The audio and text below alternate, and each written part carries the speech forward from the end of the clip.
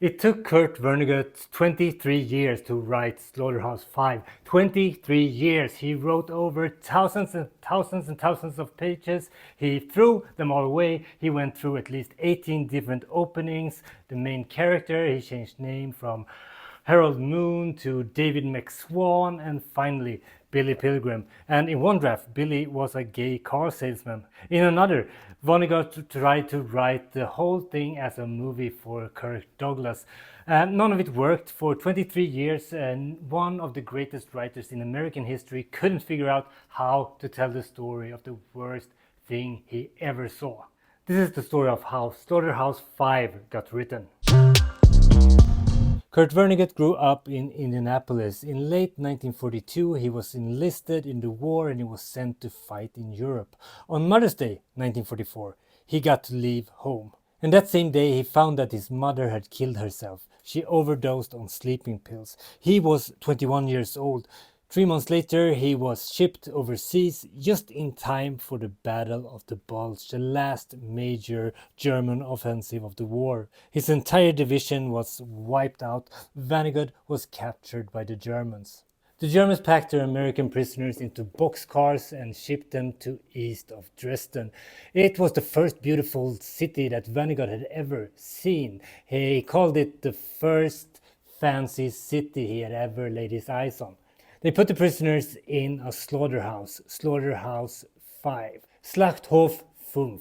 Every day Vonnegut went to work in the malt syrup factory, and at night he slept in the slaughterhouse. On February 13, 1945, the air raid sirens went off in Dresden. Vonnegut, some other POWs and their German guards ran into a meat locker 3 stories underground. It was cold down there. Cadavers were hanging all around them, and above them, Allied bombers dropped incendiary bombs. The entire city caught on fire. Firestorms killed an estimate of 25,000 people.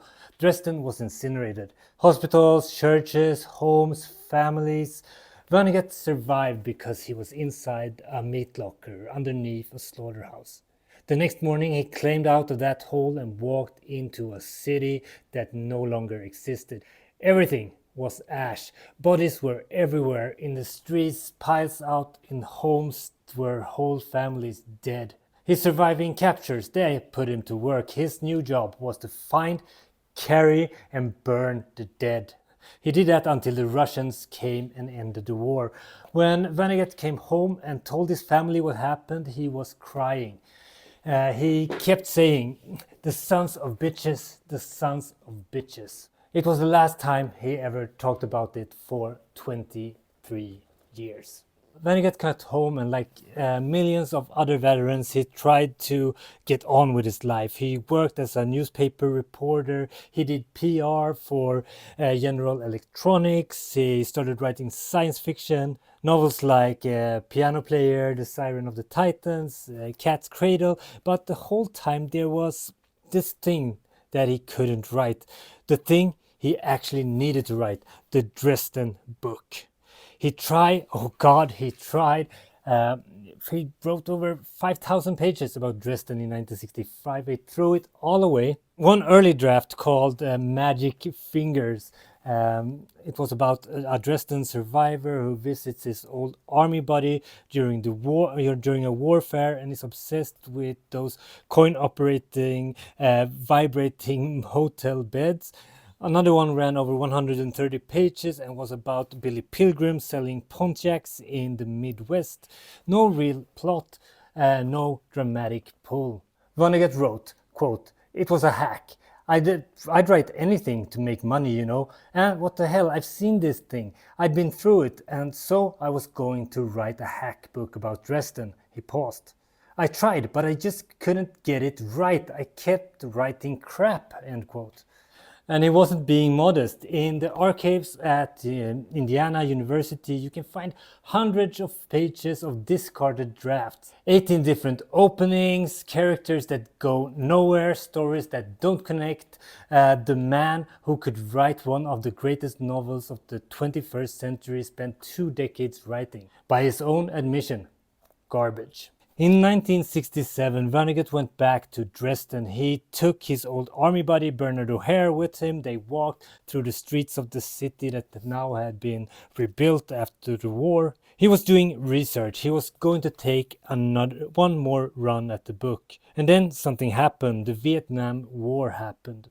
And here's Vonnegut.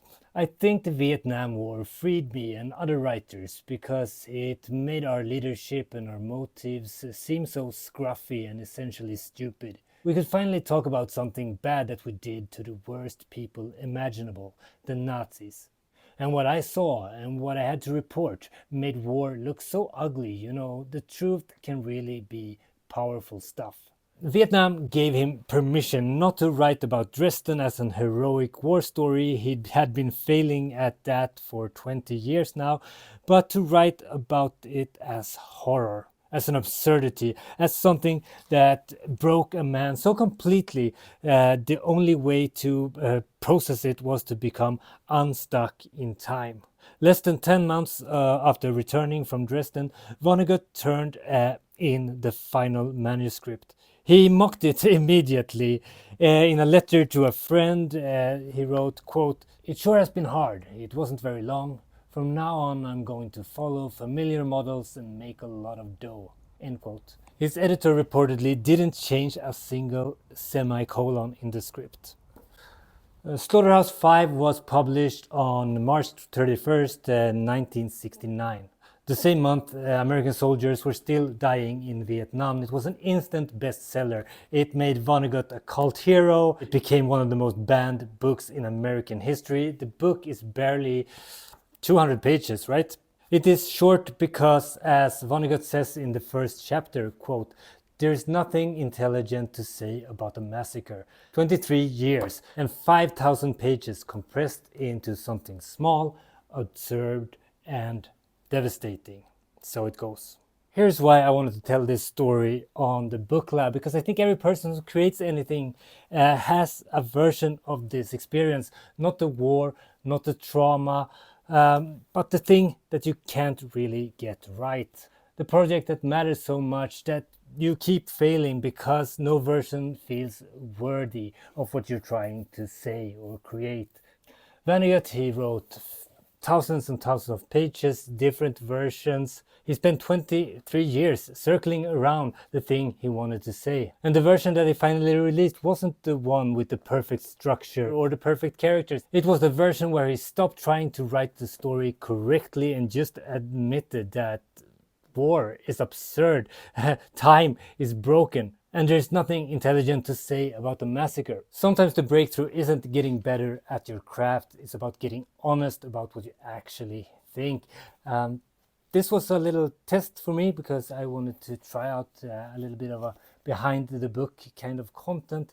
I guess we can do this about non-fiction content as well, but just telling the story about how famous books came about. If you like this idea, let me know in the comments. And what book would you like to hear the behind the scenes story about? And I will do that video. So let me know if you like this content, and let me know what you think about Slaughterhouse 5. How do you think about this book?